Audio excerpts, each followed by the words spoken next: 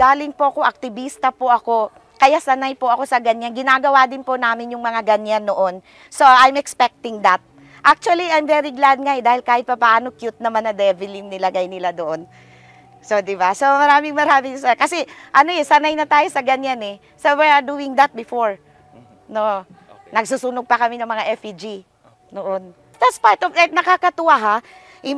Even ako proud sa buong Pilipinas na mayroong mga ganitong mga interaction yung sa public consultation kasi nakikita mo talaga gumagana yung demokrasya.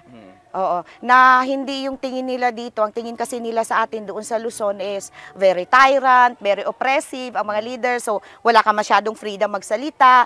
So, nakakatakot, yun yung mga So, nakita naman nila na we are there, nobody was harmed. So, everybody was treated well.